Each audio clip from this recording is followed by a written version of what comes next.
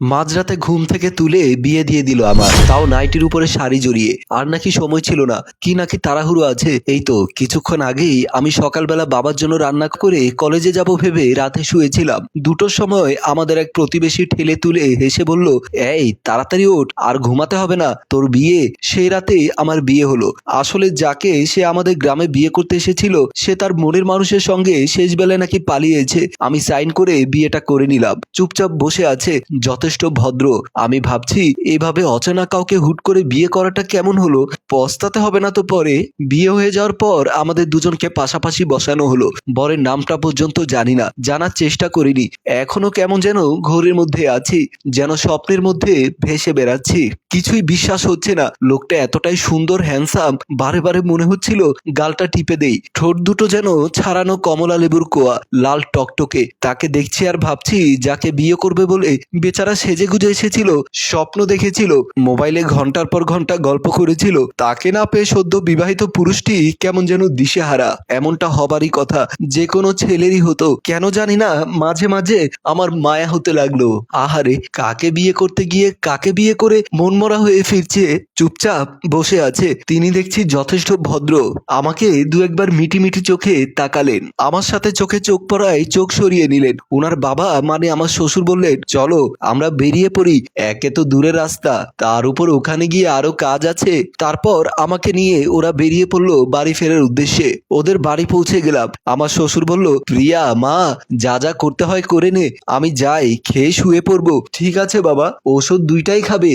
তারপর আমার স্বামী তার বন্ধু ডেকে রঙ্গ করে বলল, তুষার, আমার বউটা কিন্তু ভারী সুন্দরী, ঘন্টাখানেক ওয়েট করছি, ওকে সঙ্গে নিয়ে যা, বিউটি পার্লার থেকে সাজিয়ে দিয়ে যাবি, প্রিয়াকে সাথে করে নিয়ে যা। তুষার বলল, ঠিক আছে যাচ্ছি, তুই টেনশন করিস না। উনার কথায় আমাকে নিয়ে গেল বিউটি পার্লারে। আমার ফিরতে আধ ঘন্টা লেট হলো। ননদটি আমার ভারী সুন্দরী এবং মিষ্টি, কি সুন্দর কথা বলে, কি অমায়িক ব্যবহার। সে খুঁটিয়ে খুঁটিয়ে সমস্ত দেখে শুনে তারপর পার্লার থেকে বের করলো। বাসায় ফিরে দেখি আমার স্বামী সামনের ড্রয়িং রুমে সেভাবেই বসে আছে। আমরা ড্রয়িং রুমে ঢুকতেই প্রিয়ার সাথে আমাকে দেখে প্রায় চিৎকার করে বলল, কাকে আনলি রে প্রিয়া, এ তো স্বর্গের অপ্সরী। এই কমপ্লিমেন্ট যে আমার কি ভালো লাগলো বলে বোঝাতে পারবো না। ননদ দাদার কথায় কান্না দিয়ে শুধু বলল, তাড়াতাড়ি চল, খিদে পেয়েছে, মাকে সালাম করে নে, তারপর খেতে যাব আমরা।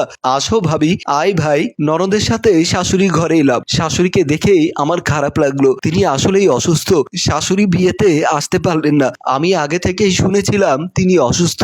কতটা অসুস্থ জানতাম না। আমাদেরকে দেখে উঠতে চাইলেন, কিন্তু শরীরে শক্তি দিয়ে পারলেন না। একদম বিছানার সঙ্গে যেন মিশে আছেন। দূর থেকে সালাম করতে বললেন। আমার ননদ আমাকে বলল, এখান থেকেই সালাম করে নাও ভাবি, কাছে গেলে এখন আরো ব্যস্ত হয়ে পড়বে, বিভিন্ন কথা বলতে চাইবে। আমি সালাম দিলাম, একসাথে বেরিয়ে এলাম ঘর থেকে। এবার ননদ আমাকে শোবার ঘরে নিয়ে এলো। তুমি এখানে বসো ভাবি, একটু পরেই ভাই আসবে। আমি গেলাম। হাসি খুশি মেয়েটা চলে গেল। ড্রেসিং টেবিলের আয়নায় আমাকে দেখে আমি চমকে উঠলাম। সত্যি সত্যি এবার বউ বউ লাগছে। এক ঝটকায় যেন অনেক বড় হয়েছি আমি। আমাকে এর আগে কখনোই এতটা সুন্দর আমি দেখিনি। জানি না কত দূর মুন্না মানে আমার স্বামী পিছে পিছে হেঁটে যেতে পেরেছিলাম। কখন যেন কিভাবে আমি জ্ঞান হারিয়েছিলাম। জ্ঞান ফিরে দেখলাম প্রিয়ার কোলে মাথা আমার। আমার ননদ আমার মাথায় হাত বুলাচ্ছে। চেয়ারে একজন ডাক্তার বাবু। খুব লজ্জা করতে লাগলো। নতুন বউকে নিয়ে এরা নিশ্চিত বিড়ম্বনায় পড়েছে। কিন্তু মুন্না কোথায়? ওকে তো দেখছি না। ও কি আমায় কোথাও ফেলে চলে গেল? ছি ছি, কি ভাবছি কে জানে। আমি উঠে বসতে চাইলে প্রিয়া বলল, উঠতে হবে না ভাবি, শুয়ে থাকো। তোমার ভাইয়া কোথায়? ভাইয়া আছে সামনের রুমে। ডাক্তারবাবু বললেন, সামান্য প্রেসারের সমস্যা, হয়তো সারাদিন এদিক ওদিক দৌড়ে দৌড়ে শরীর দুর্বল হয়ে গেছে, ঠিক মতো রেস্ট নেন। আমি যাই। তিনি বিদায় নিলেন। তুমি এবার আস্তে আস্তে ঘুমানোর চেষ্টা করো, তোমার একটু রেস্ট দরকার। আমি মাথা নেড়ে সায় দিলাম। ও চলে গেল। আমিও ঘুমিয়ে পড়লাম। প্রায় 1 ঘন্টা ঘুমিয়ে থাকার পর হঠাৎ হুড়মুড় করে মুন্না ঘরে ঢুকে আমাকে ঠেলে তুলে বলল, অনেক আশা করে এসেছি, কেউ দেখেনি, একটা চুমু খাবো। ঘুম জড়ানো চোখে আমি কি সুন্দর দেখলাম ওকে। ও আবারও একই কথা জিজ্ঞাসা করলো, একটা চুমু খাবো? তাড়াতাড়ি, কেউ এসে পড়বে। কি? লজ্জায় মরে যায়। দিনে দুপুরে দরজা খোলা, লোকটার কি এসব খেয়াল নেই? হঠাৎ এলোই বা কোত্থেকে? ঠিক আছে, চলে যাচ্ছি। হঠাৎ মুন্না কাচুমাচু হয়ে বলল, এবার আর কিছু না বললেই হচ্ছে না দেখছি। ভয় ভয়ে বললাম, নিজের বউকে চুমু খাওয়ার জন্য পারমিশন নিতে হয়? দরজা খোলা রয়েছে যে, কথাটা শুনেই দ্রুত দরজা বন্ধ করে দিয়ে তার থেকেও দ্রুত পায়ে দৌড়ে এসে আমার গালে একটা চুমু খেয়ে ফিরে গেল দরজার কাছে। আবারও ফিরে এসে আরেকটি চুমু খেয়ে আবারও ফিরে গেল। তৃতীয়বার এসে বলল, আশ্চর্য, মেয়েদের কিস করে এত আনন্দ, আগে জানতাম না তো। ঠিক আছে, পরে কথা বলবো, অনেক কথা বলবো বলেই ঝড়ের বেগে বেরিয়ে গেল। কোনো পুরুষ আমায় প্রথম চুমু খেলো, ওই বা এত অস্বাভাবিক আচরণ করলো কেন বুঝতে পারলাম না। অন্তত আরো কিছুক্ষণ আমার কাছে থাকতে পারতো। আমার কেমন এলোমেলো লাগলো।